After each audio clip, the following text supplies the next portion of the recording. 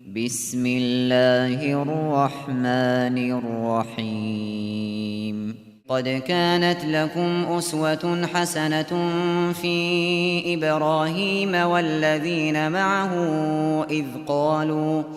إذ قالوا لقومهم إنا براء منكم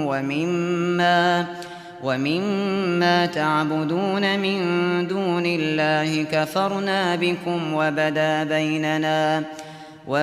بيننا وبينكم العداوة والبغضاء أبدا حتى تؤمنوا بالله وحده إلا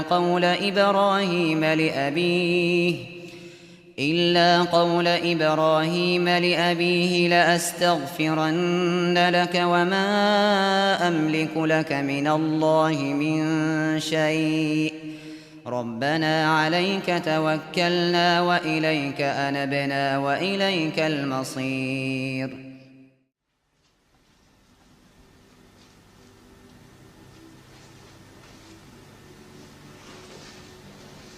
Allah said, verily you shall find in the character of Ibrahim the most excellent of examples. He, Ibrahim, and his Sahabas who were with him. إِذْ قَالُوا لِقَوْمِهِمْ, when they said to their people, إِنَّا بُرَآ مِنْكُمْ, we are innocent of you. وَمِمَّا تَعْبُدُونَ مِن دُونِ اللَّهِ, you and the false gods which you worship beside Allah. Kafarna bikum, we have rejected faith in you and your false gods, your false deities. Wabada bainana wa bainakum al adawata wal baghdha abada. And hatred and enmity have arisen between us and you. Abada. What does the Arabic word abada means? Forever and ever. Abada. Until you believe in Allah and Allah alone. These are the words of Ibrahim. And who was he speaking to? His own father. His own father, who was a kafir, worshipping idols. Then Allah Ta'ala said, وَمَا كَانَ إِسْتِغْفَارِ إِبْرَاهِيمَ لِأَبِيهِ. The ayah I've just quoted to you can be found in Surah Mumtahina verse 4. The next ayah, Tawbah 114. وَمَا كَانَ إِسْتِغْفَارِ إِبْرَاهِيمَ لِأَبِيهِ إِلَّا أَنْ مَوْعِدَةً وَعَدَهَا إِيَّاهُ. And the istighfar, the repentance which Ibrahim sought for his father, was nothing except a promise which he made to his father. Because prophets don't break their promises. So Ibrahim made a promise to his father that he would make istighfar for him. So he made istighfar for his father, nothing except to fulfill his promise which he made to him. Then Allah said, فَلَمَّا تَبَيَّنَ لَهُ أَنَّهُ أَدُوٌ لِلَّهِ تَبَرَّأَ مِنْهُ.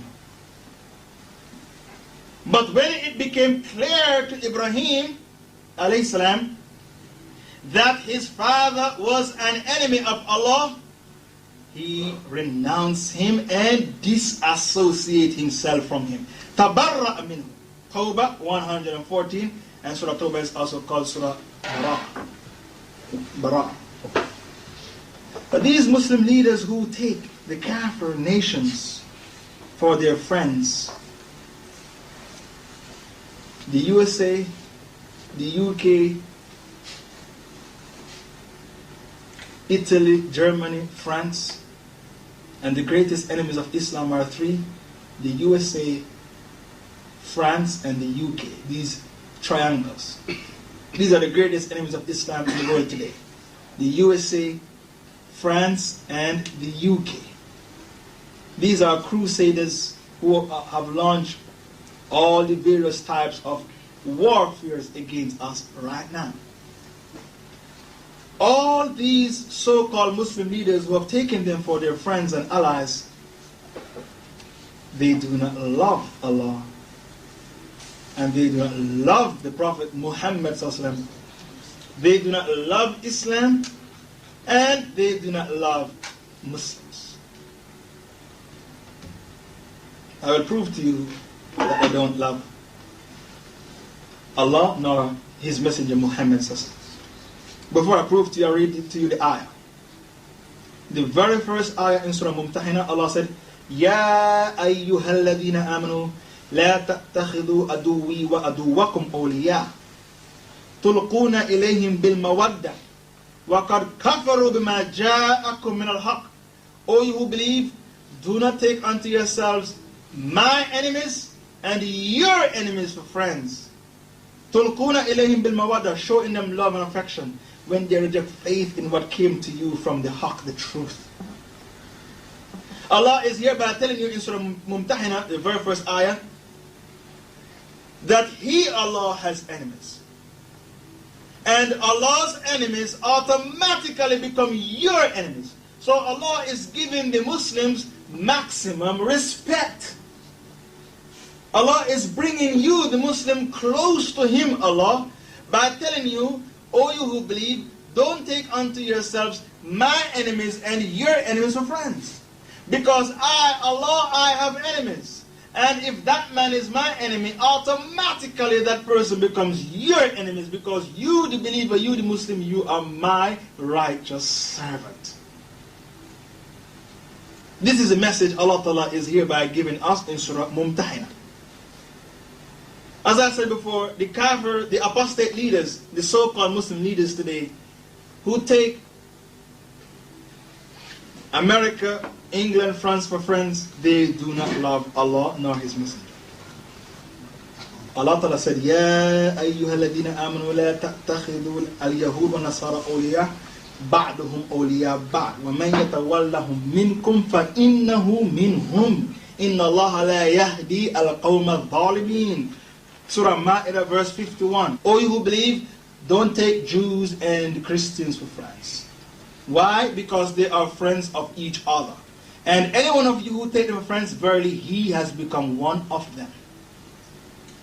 So if you take Jews and Christians for friends, and Allah gave you the reason why you can't take them for friends. Why? They are friends of each other. Now look how evil these people are. One is calling the other one God a bastard, yet they are friends of each other. Do you get what I'm saying?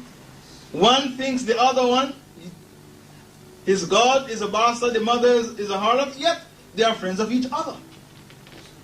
Allah said, don't take them for friends because they are friends of each other. And if any one of you Muslims take them for friends, you become one of them. So if you become one of them, a Jew or a Christian, and this is a riddah, apostasy. So if you have committed apostasy by taking Jews and Christians for friends, how on earth can you say you love Allah and His Messenger and the Muslims? If in the time of the Rasul sallallahu alaihi wasallam, a Sahabi, who were the greatest enemies of the Prophet sallallahu alaihi wasallam? Abu Jahl, and the Rasul said about him, he was the Fir'aun of this ummah. The Pharaoh of this ummah. The greatest enemies of the Prophet were Abu Jahl, Abu Lahab, Umayyah al-Khalaf, Utbah, Shayba. These were the greatest enemies. If a Sahaba in the time of the Prophet took Abu Jahl for his friend, close associate with Abu Jahl, and help Abu Jahl against Islam and Muslims, would you classify that person as a Sahaba? You wouldn't. You would say he's a hypocrite. So why the double standard? Why the hypocrisy? Why then do you classify these so-called Muslim leaders as Muslims when they buy weapons from America? First they sign a peace treaty with America, England, France, non-aggression pacts. Then they buy weapons of mass destruction from these people who they sign peace treaties with. So what are they buying these weapons to do? To kill who? To kill Muslims, the fundamentalists in their country. So they take the greatest enemies of Islam for their friends and help them to stamp out Islam and Muslims. Why then do you still classify these leaders as Muslims? Why the double standard? Why the hypocrisy? Why the infidelity? Because you already said that if a Sahaba took Abu Jahl, Utbah, Shayba for his friend and helped them against Islam and Muslim, you would never classify him as a Sahaba. You would say he's a hypocrite. Why then do you classify the leaders of today who took sides with the UK, the USA, France against Islam and Muslims? Why do you classify them as Muslims still? This is clear nifaq, evident hypocrisy. The ayah which I've just quoted, Ma'idah 51, all you who believe, don't take Christians and Jews for friends. Because if you do, you become one of them. Do you know why Allah revealed this ayah? At the battle of Uhud, the Sahabas, they lost the battle. They were winning the battle, but they lost. Because they dashed down from the hill, and they didn't stay where the Prophet told them to stay. They dashed down from the hill before getting the order to leave the hill. So they won the first phase of the battle, but they lost the second phase of the battle. So when they were going back to Medina, a Sahaba said to another, when I go back to Medina, I'm going to take a Jew for my friend. Because if a calamity should befall us like what took place today at Uhud, at least I have the shoulders of a Jew to lean on. Then another one said, when I go back to Medina, I'm going to take a Christian for my friend. Because if a calamity like Uhud should befall us a second time, at least I have the shoulders of a Christian to lean on. When Allah heard them speaking like this, Allah revealed it in Ma'idah 51, O you who believe, do not take the Jews and Christians for your friends, because they are friends of each other. And if anyone of you take them as friends, verily he has become one of them. Verily Allah Ta'ala doesn't guide the unbelieving folks. In Allah Allah doesn't guide those who have transgressed all bounds.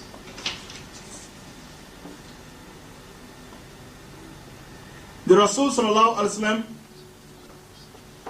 on commenting on those who will take for friends, the Rasul said, every man belongs to the religion of his friend.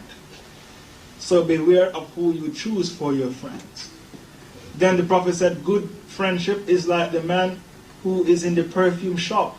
He didn't put the perfume on his body, but the remnants of the perfume was on his clothing. This is the good company. Bad company is like the blacksmith shop.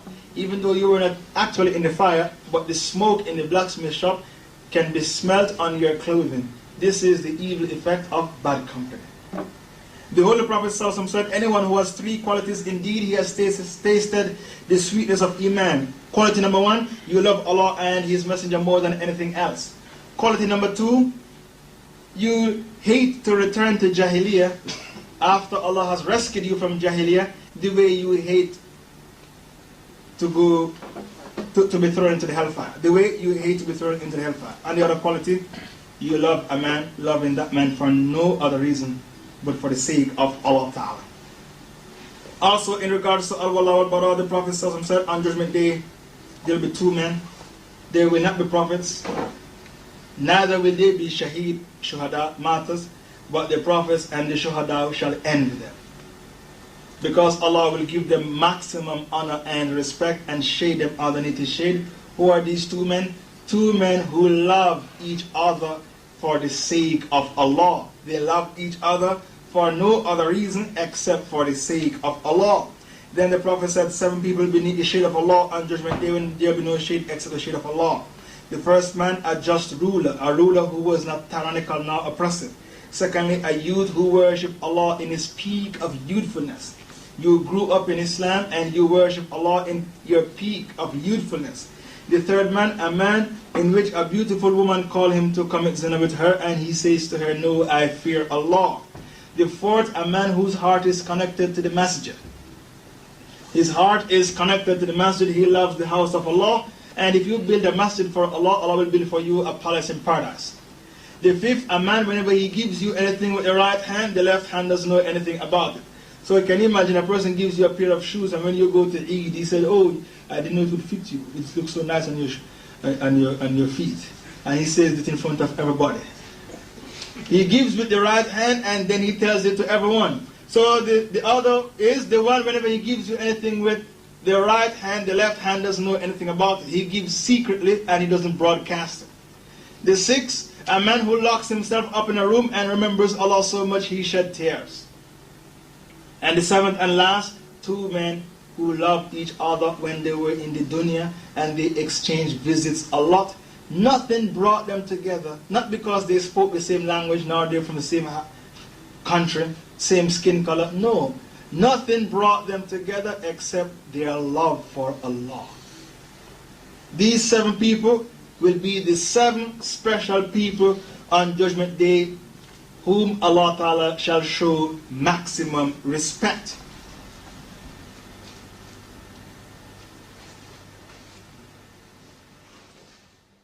ربنا لا تجعلنا فتنة للذين كفروا واغفر لنا ربنا إنك أنت العزيز الحكيم.